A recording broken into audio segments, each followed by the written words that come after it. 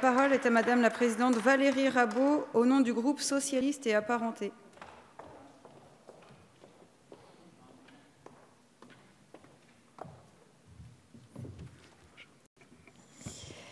Madame la présidente, Madame la ministre, Mesdames et Messieurs les rapporteurs, mes chers collègues, tous les budgets sont importants pour la vie de notre pays, mais celui de l'enseignement supérieur et de la recherche a la particularité de nous faire prendre nos responsabilités pour le futur, c'est-à-dire pour les jeunes générations. Ce budget invite à penser l'avenir, c'est-à-dire à prendre une part de risque sur l'avenir. Et c'est d'ailleurs grâce au pari sur l'avenir que ceux qui nous ont précédés ont pris que la France a pu construire une école de mathématiques qui est la deuxième au monde et dont nous comptons un éminent représentant dans cet hémicycle.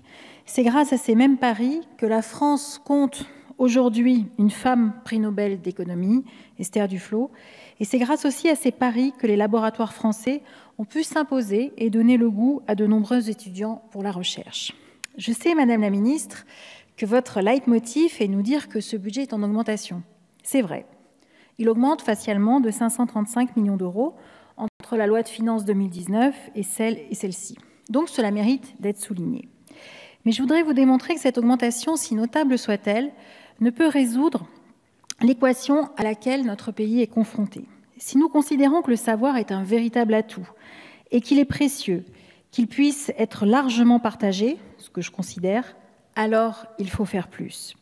Si on regarde la dépense par étudiant calculée à partir des programmes 150, formation supérieure et recherche universitaire, et 231, vie étudiante, on obtient les données suivantes en tenant compte de l'inflation. En 2017, nous étions à 6 061 € par étudiant.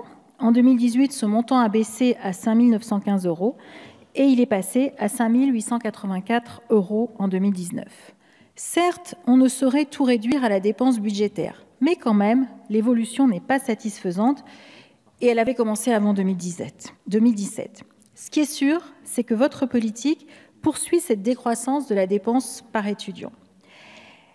Autre analyse qui me paraît être extrêmement intéressante, celle des données que vous présentez dans les documents budgétaires, les fameux bleus, et cette analyse est elle aussi révélatrice.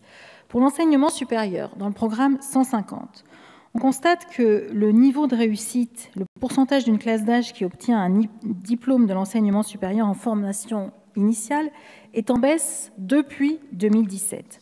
On constate aussi sur le taux d'obtention de la licence en 3 et 4 ans que lui aussi est en baisse pour 2019. Sur le programme 172, qui concerne la recherche scientifique, ce sont toujours les chiffres qui figurent dans les bleus budgétaires.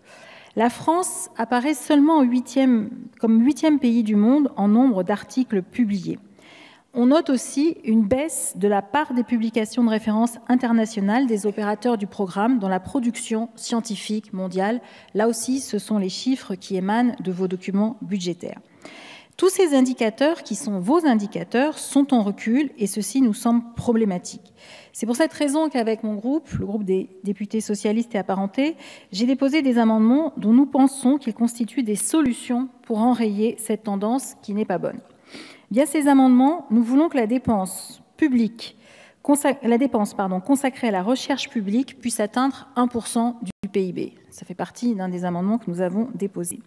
Nous proposons la création de 2000 postes de chercheurs pour un coût budgétaire de 100 millions d'euros, qui se fondent sur les données qui figurent dans les rapports que vous nous avez transmis. En juillet dernier, j'ai assisté à la session extraordinaire du Comité national de la recherche scientifique, qui a fait l'amer constat de la disparition de 300 postes de chercheurs entre 2010 et 2017, donc ce n'était pas sous votre responsabilité, et de 800 postes d'ingénieurs et de techniciens sur la même période. Aujourd'hui, ce n'était certes pas sous votre responsabilité, mais aujourd'hui, c'est vous qui êtes en responsabilité et il me semble qu'il vous incombe de redonner ce souffle, d'autant que lorsque vous êtes arrivé en 2017, vous disposiez de marge de manœuvre et d'une croissance économique restaurée que vous n'utilisez pas pleinement dans ce budget. Nous voulons que les chercheurs puissent retrouver de la liberté. L'an dernier, je vous avais indiqué que je n'étais pas favorable à ce que je vous avais indiqué, à titre d'exemple, que ce n'est pas en étudiant la bougie qu'on avait découvert l'électricité. Cela suppose donc de sortir des silos.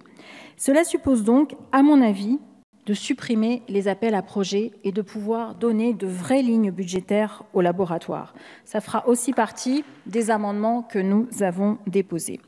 Enfin, pour les étudiants, nos amendements visent à augmenter les crédits pour la restauration, à améliorer Parcoursup, qui a encore quelques bugs, à compenser la baisse de ressources que vont subir les universités avec votre réforme du mécénat, à augmenter les crédits destinés aux étudiants étrangers et français qui ont le moins de moyens, afin de ramener les droits d'inscription à un niveau cohérent, au regard notamment de la décision du Conseil constitutionnel du 11 octobre 2019. Je vous remercie.